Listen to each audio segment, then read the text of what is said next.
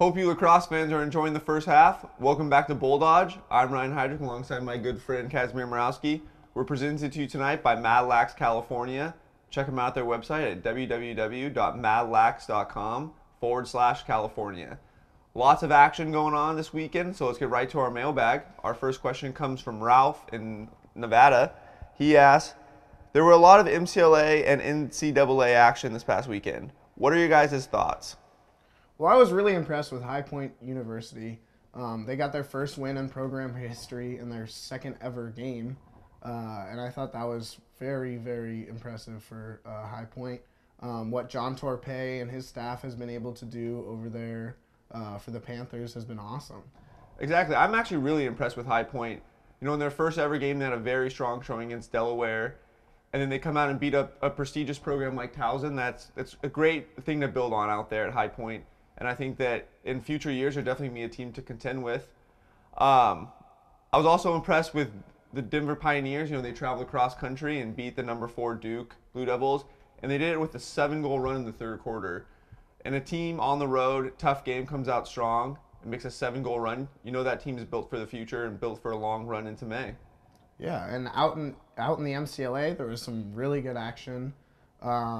My biggest surprise, though, was Cal Poly's lopsided loss to UCSB.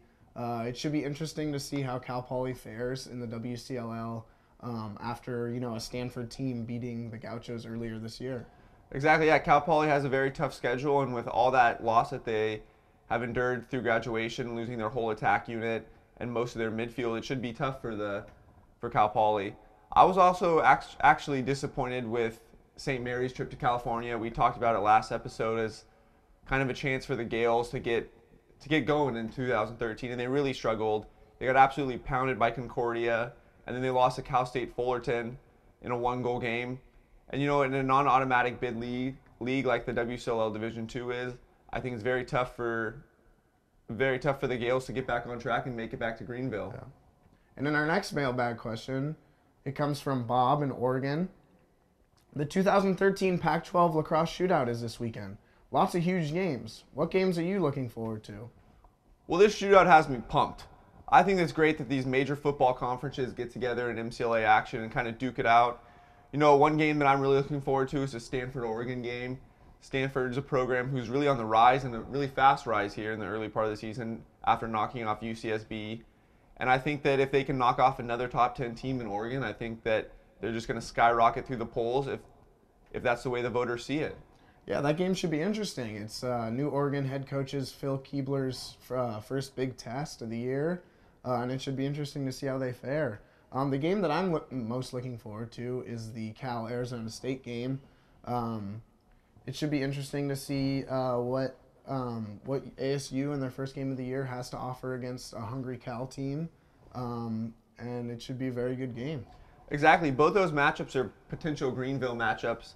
And to see these kind of games so early in the season, I think it's great for lacrosse, and it's great for the MCLA, who's trying to figure out its top 16 teams.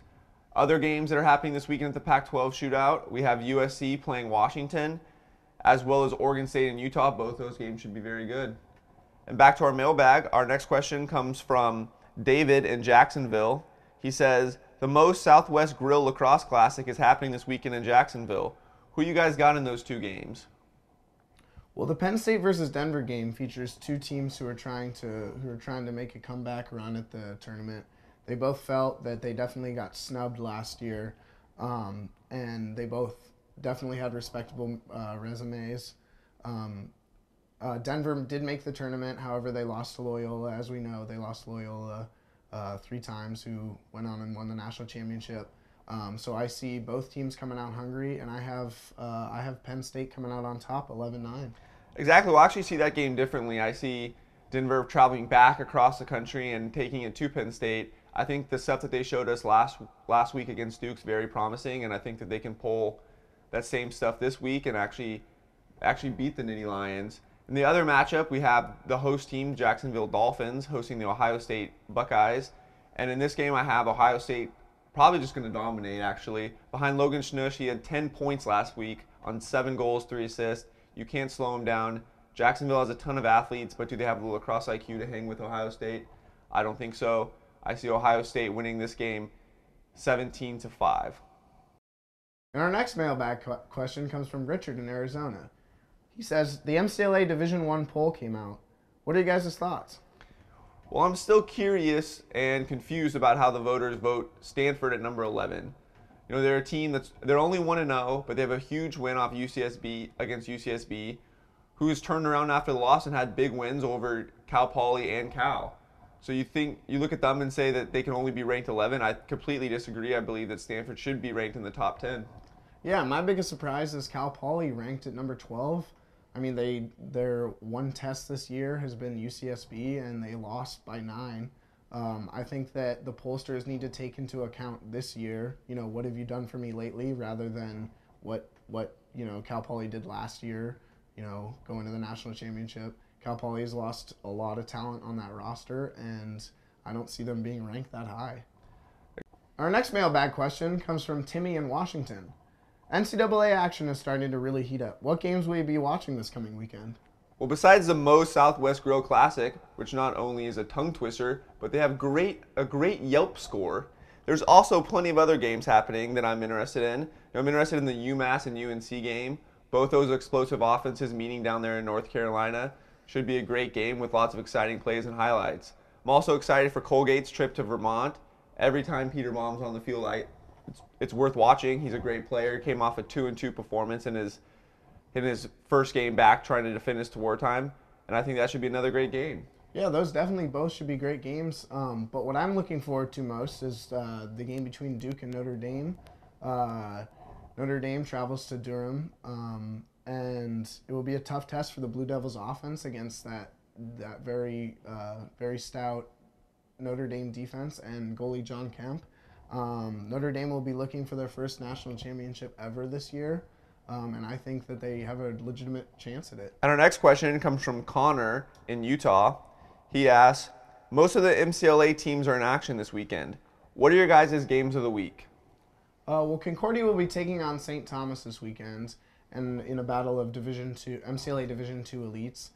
It should be interesting for the Eagles because they're looking to make a national statement, and none would be bigger than beating the Tommies. Exactly. Concordia playing against St. Thomas is a great chance for kind of both teams to kind of feel out where they are in early season.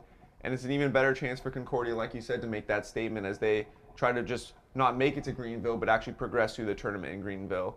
In my game of the week, I have a game with Oregon traveling down to Southern California for the Pac12 tournament, but they're playing a game outside of the Pac12 tournament on Friday against Chapman.